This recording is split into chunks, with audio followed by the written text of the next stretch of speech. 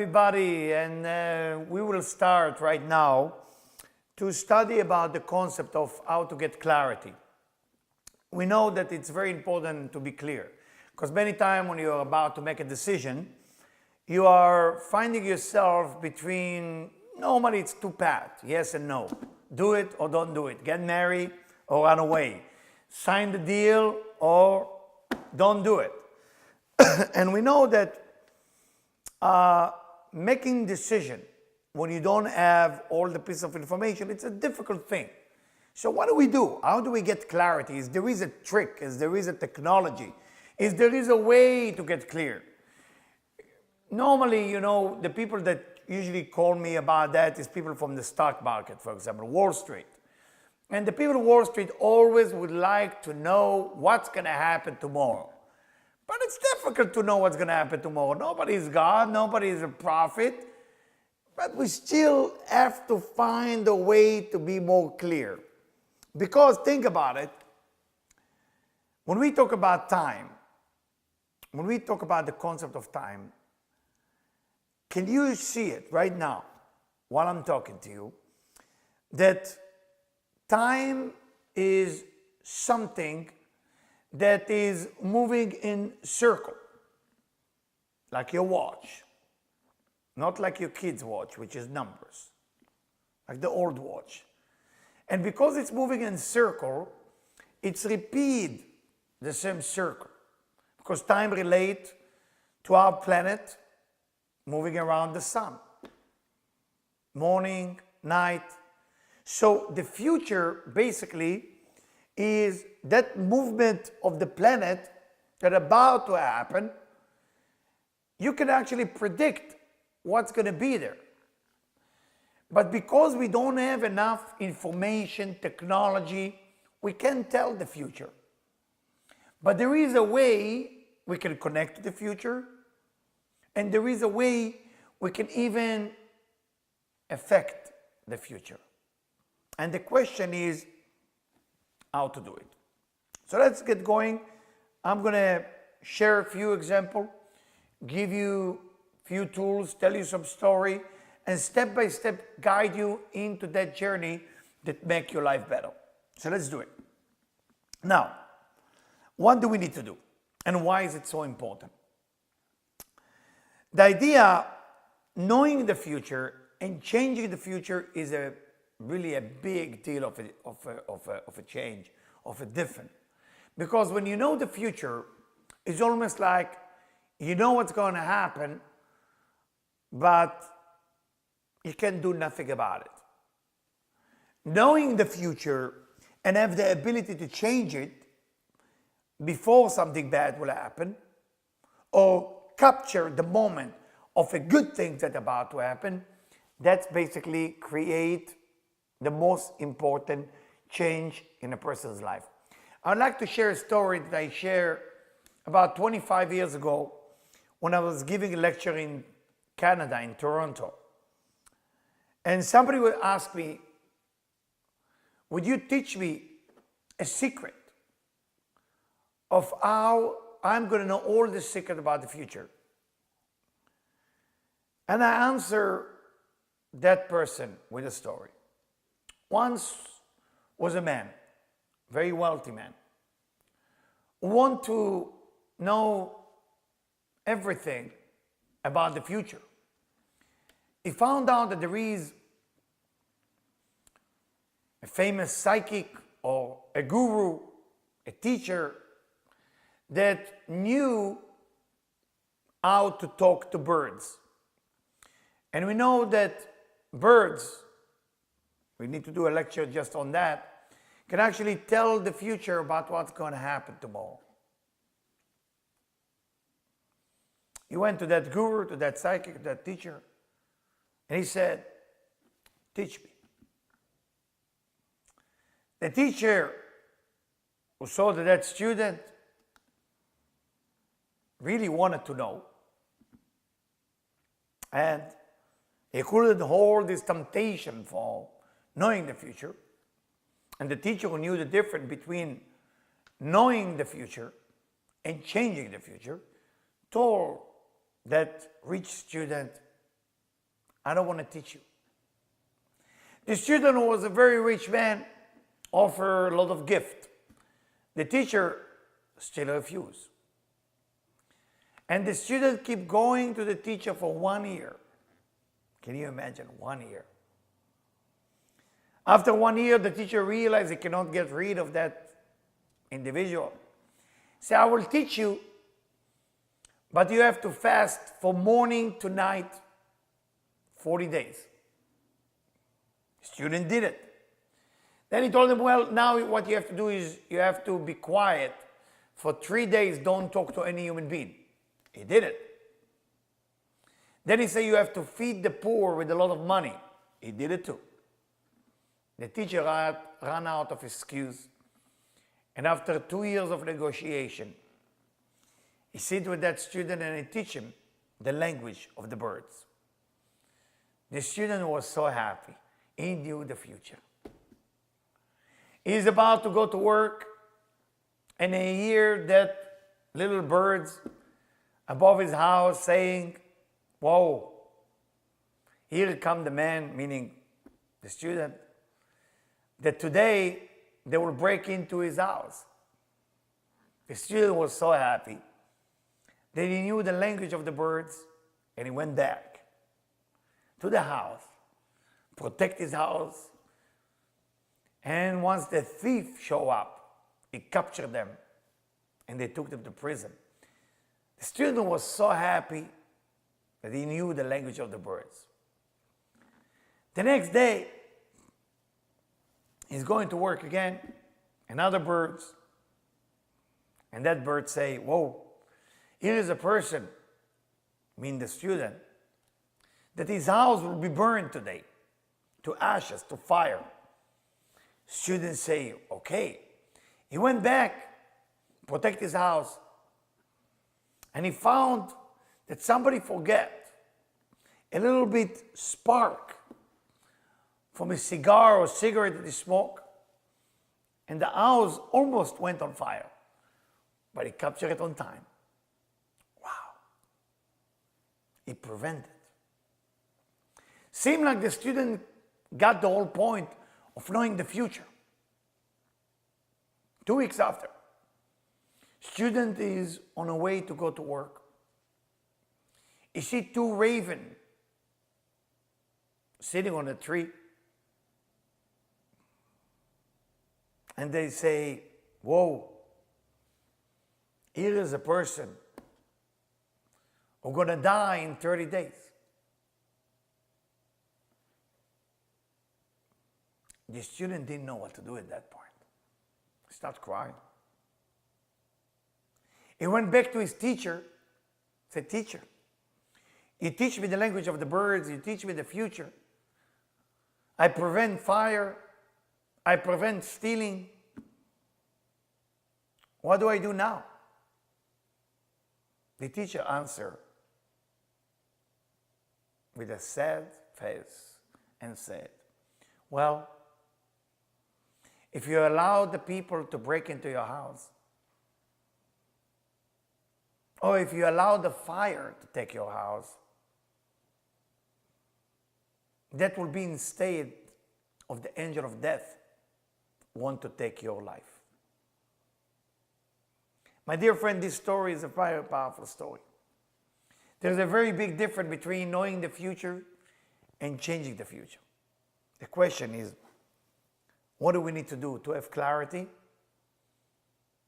Knowing the future for the sake of changing it. That's what I want to teach you. Step by step, I'm going to take you on that journey, and we will find a way to have clarity, and we will find a way to make sure that our future become much better. Step number one. Step number one is, it's called lying. Most people lie to themselves, lie to others, lie to in their prey. Lying is this one thing that everybody is okay doing. People lying about their age. People lying about their weight. People even lying about their size of their clothes. Why is it? Where does it come from? What's the purpose of lying? Why is it so important for people to lie? Simply because people want to look good in the eyes of the other people. But think about it. The first lie, can you go back to it? The first lie. Did you ever lie? What did you feel? Fear, embarrassment, shame. We don't feel it anymore when we lie because we get used to it. The journey of clarity, the journey of knowing the future, changing the future, has to start within me. I have to start to be true to myself, then true to others, then true to whatever I want to be true to. But I cannot continue my life as a liar to myself. I have to look to myself in the eyes in the mirror and know who I am and know who I'm not. Some people are good in a certain thing, and some people are not good in a certain thing. That's how it works. There is nothing to be ashamed. Nothing to be ashamed. I see sometimes people who have a difficult time to say the word, I don't know. What's wrong with saying, I don't know? I remember many years ago, I was in South America, and there is a certain shame in South America for a person to say, I don't know. So I ask a person for a direction. Say, do you know how to get there? And I'm not holding it against South American.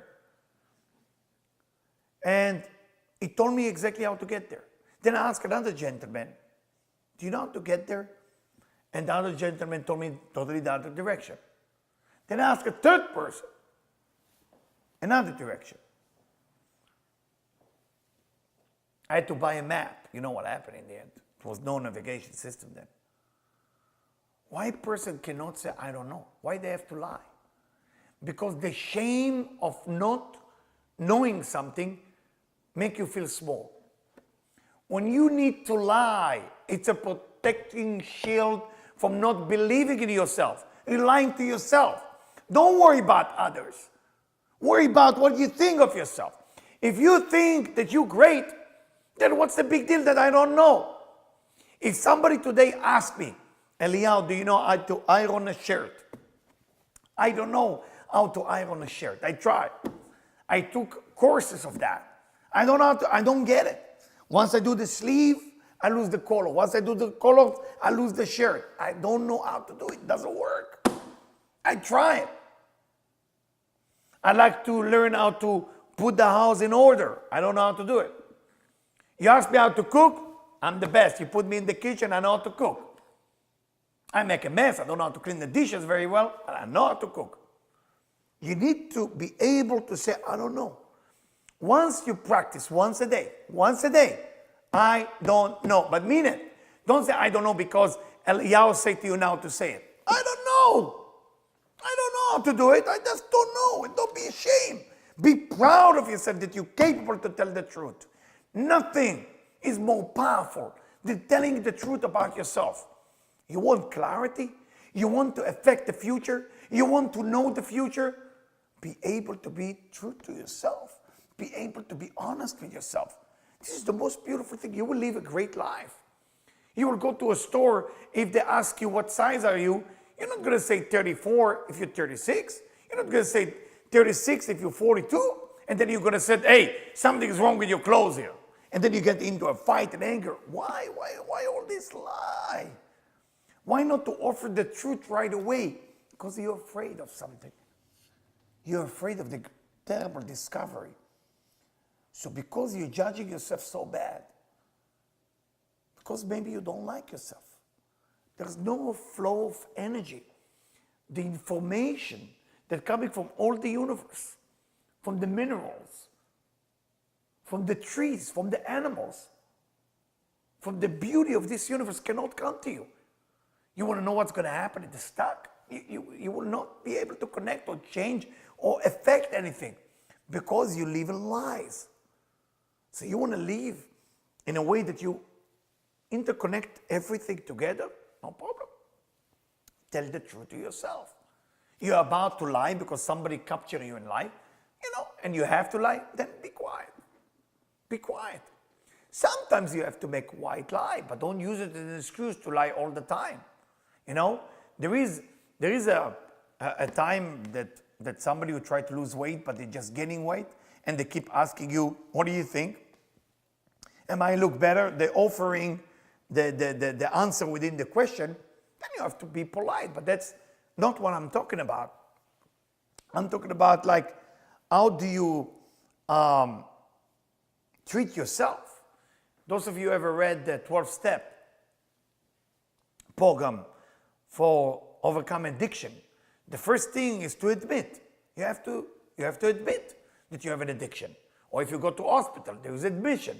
You admit yourself to the hospital because you're sick. If you don't admit that you're sick, how are you going to change it? If you don't admit to yourself what's the truth and what's not the truth, how would you change? How would you overcome something in your life? How would you be able to make a difference? So remember, my dear friend, your life is in your hand. You're holding it. It's all yours. But if you continue lying, then it's never going to end. Never going to end. The idea is, where do you start? With the truth. Where do you start with stop lying?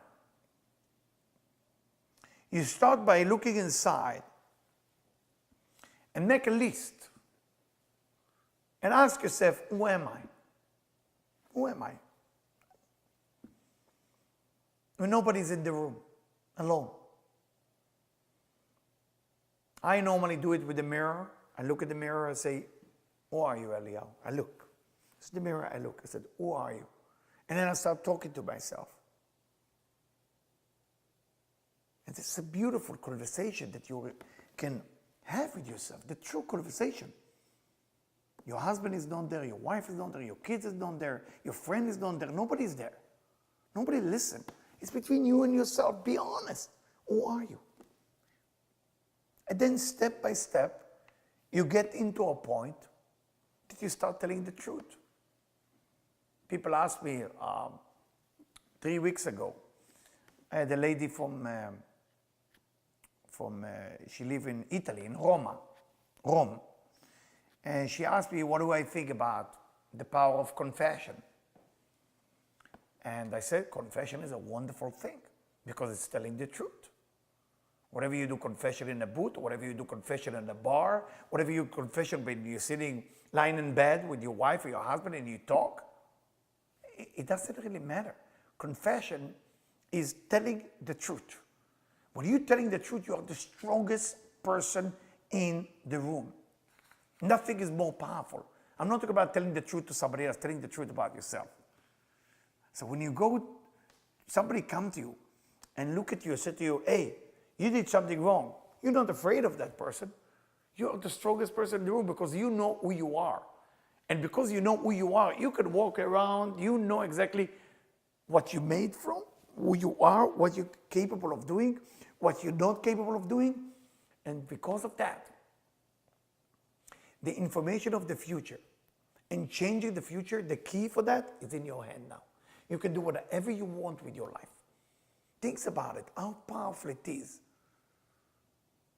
to tell the truth to yourself and to stop lying to yourself.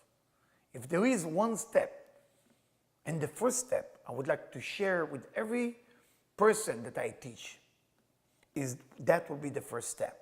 Be honest to yourself. Be true to yourself. Anything that works. And yes, confession is good.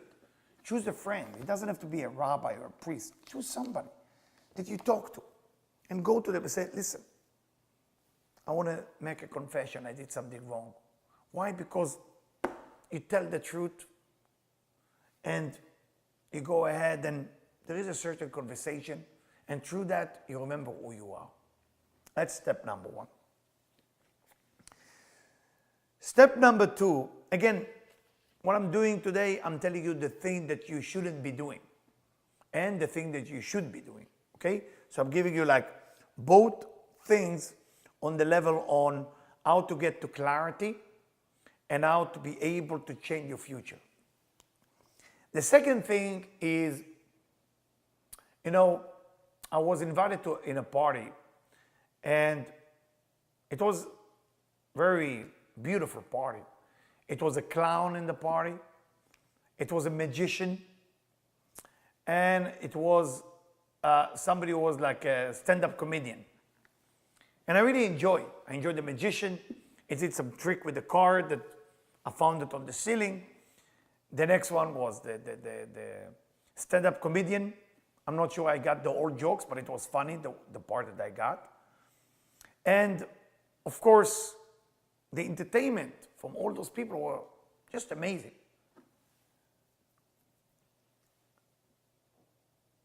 When I look at the clown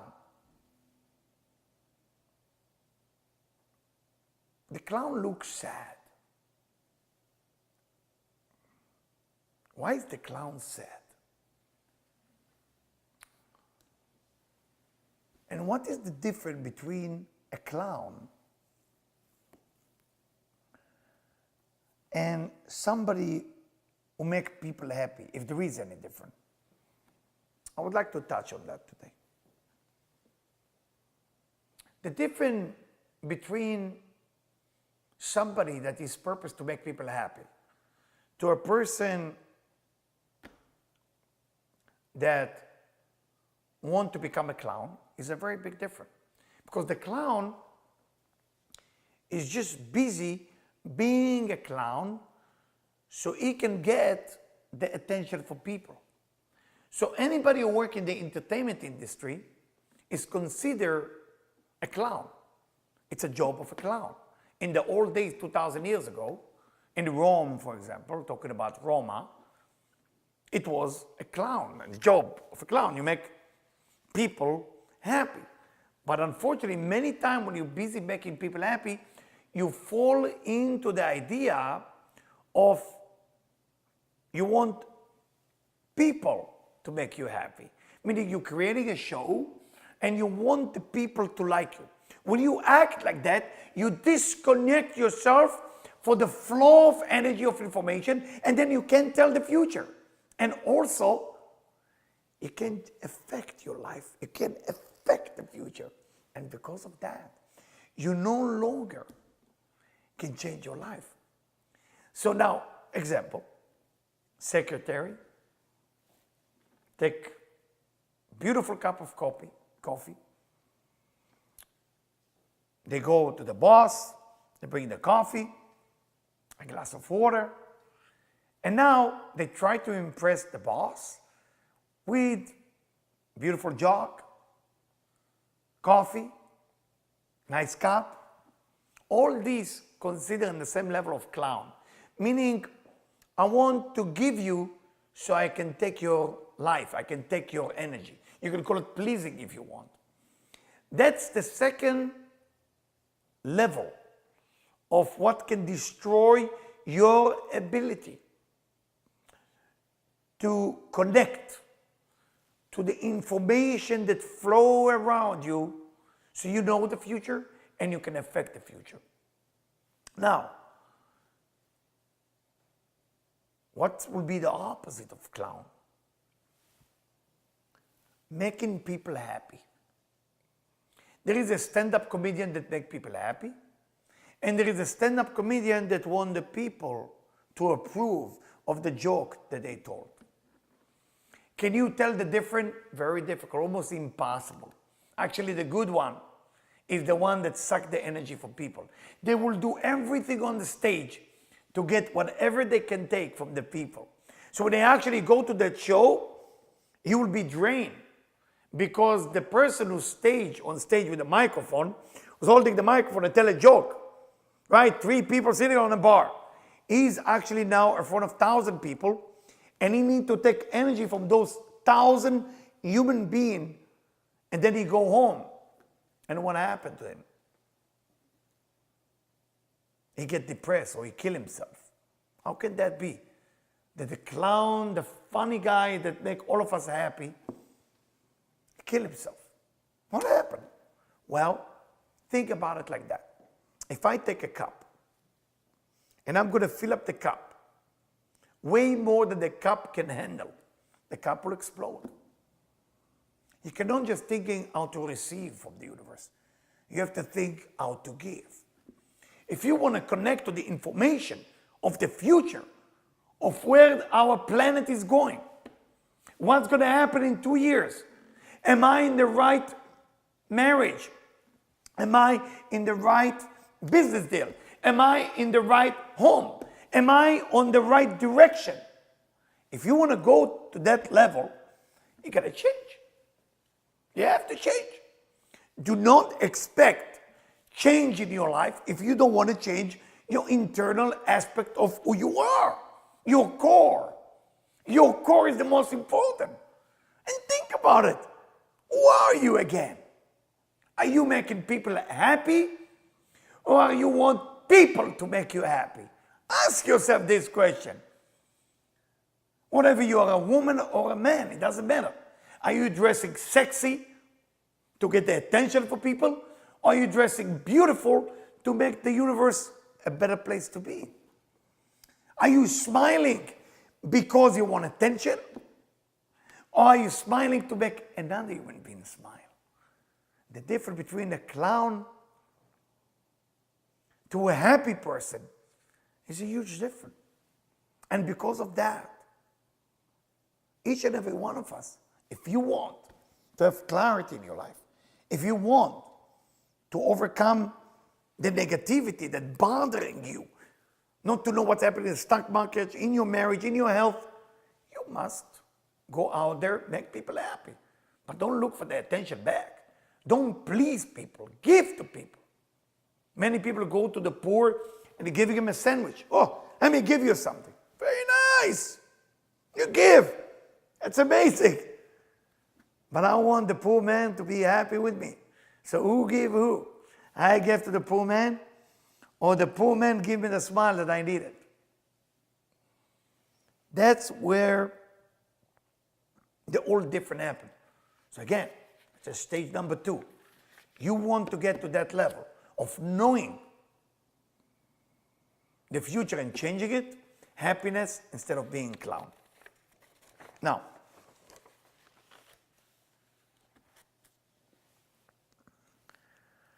the third one, I think it's a very famous one.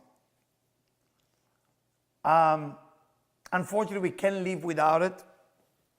It exists everywhere in every society. We love to speak bad behind people's back. It's fashion. They can't help it. We're gossiping. All day long, we're gossiping, we talk bad, we talk bad, we talk bad. We talk bad, we talk bad, we talk bad. Now, this tongue, right here, the tongue, okay, is the one thing that makes us different than the entire creation. And we have to be proud of that. The ability to speak is what makes us a human being. We are the most powerful human being as we speak. Actually, you can tell a lot about people how they speak. You can tell about a person how they speak. If you're going on a date and you want to know more about the person that you are going on a date with, be quiet a little bit. Let them speak. Whatever they're going to say, that's who they are. And trust me on that. Now, what's the worst thing you can do with your tongue? Speaking bad or gossiping bad stuff about another human being. Example. Let's say a brother and a sister. It's a true story, happened many years ago.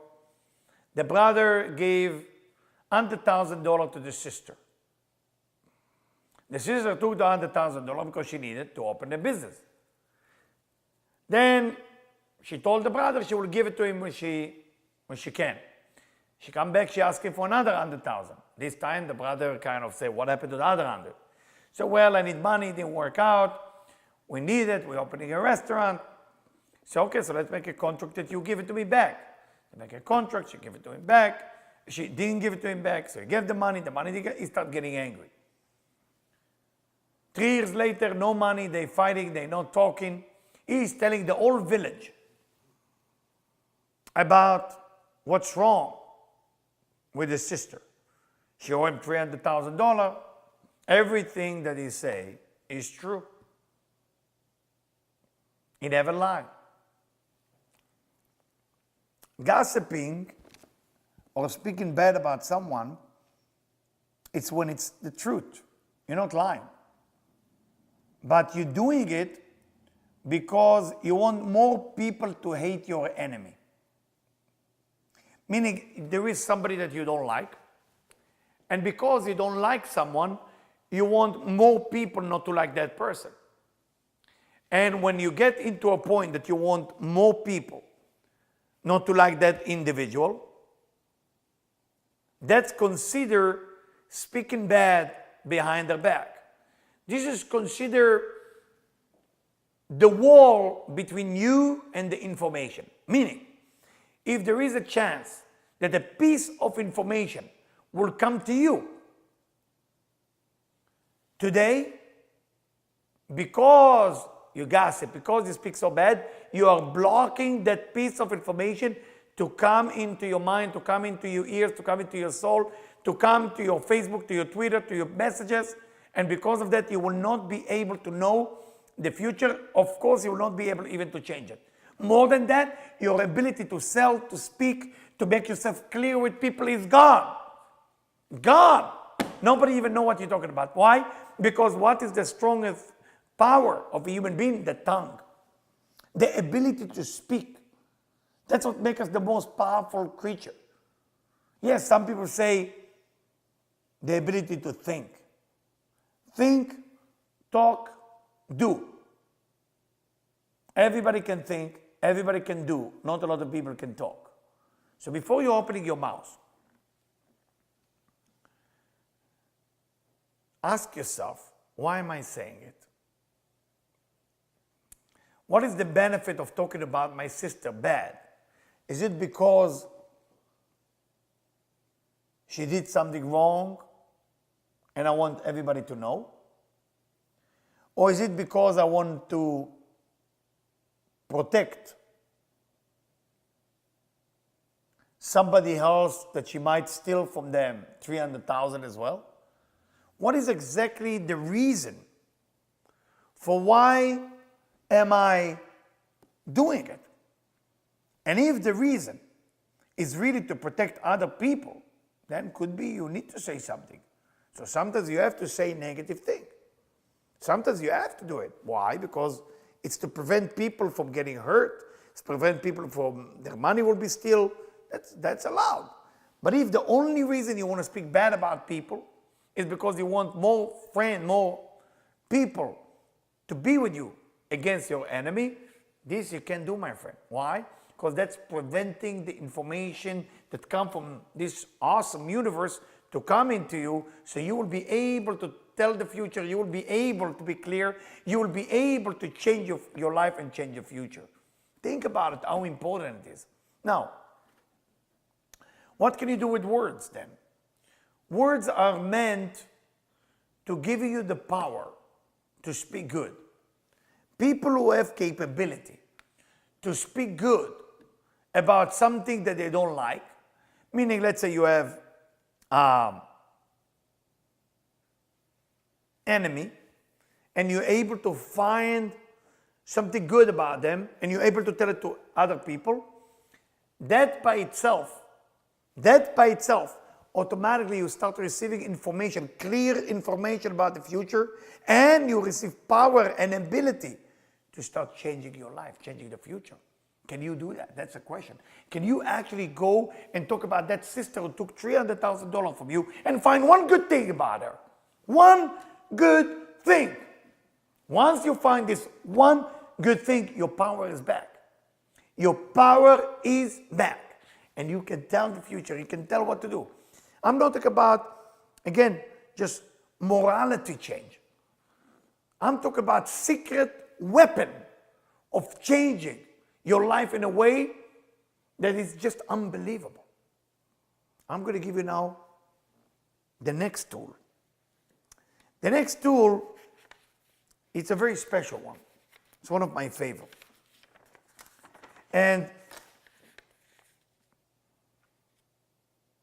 it's to be able to have gratitude in a place where you do meditation, or in a place where you feel spiritual. Meaning, let's say some people like to go to the beach in Malibu. A lot of my friends meditate on the mountain in Malibu. When you sit there, many people just go and sit, and there is no respect to the place. There is just no awareness of what's going on. People take a hike, right? It's funny, take a hike, right? People take a hike, and they're so busy with their body. Oh, I took a hike, and it's a 20,000 step on my iPhone. Oh, I'm so happy. You've been aware in the place where you took a hike, when you meditate, when you saw the palm trees, when you saw the birds, and you have some awe, respect, gratitude to the flower, to the butterfly, to the stone, to the tiger, to the birds, to whatever it is. When you're capable of doing that, you're activating automatically. And I don't want to promise that, because that might be, I'm going to receive a lot of phone call, but I know it's working for me, and I know it's working for a lot of people who are working with me. So I will say it. It will give you what we call that psychic ability to know actually what's going to happen. And you don't have to be so spiritual or so religious. You just have to show gratitude in a place where you do what you do spiritually, or you do what you do in a meditation way. So for example, if you go to a place, Malibu, Lima, Peru, in the middle of the city in London, whatever your place, synagogue, church, you gotta go there, and before you go, as you walk in, you can use your hand if you want. You can hold your hand like this on your heart. And basically, before you walk into the place of prayer, or to the mountain in Malibu, or walking on the beach, have appreciation for the sand, for the ocean, for the church, for the synagogue, for the mountain, for the tree. Whatever it is, you have to have a gratitude. Otherwise, you will not be able to activate that energy of clarity, or psychic ability, if you want to call it, that want to come to you. Remember, animals are psychic too. They're very intuitive. We can be more than the animal, because knowing the future can be a reflex. But changing the future, it's got to be with this specific step. Showing the attitude of appreciation. You walk into a place where there is something spiritual going on, or wherever there is something with meditation, don't just walk in. You go into yoga, for example. Yoga is a wonderful example. You're walking into the yoga studio. Before you walk in, stop for 5 seconds. Just stop. Don't do anything. Wait. Put the two hands. Close your eyes 5 seconds.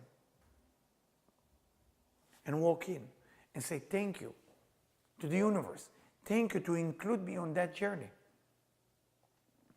Everything that has to do with something that opening your soul, opening your mind, opening your eyes, opening your ability, show gratitude just before you walk in, and then the clarity will be unbelievable. We will talk next time more about angels. Till then, thank you.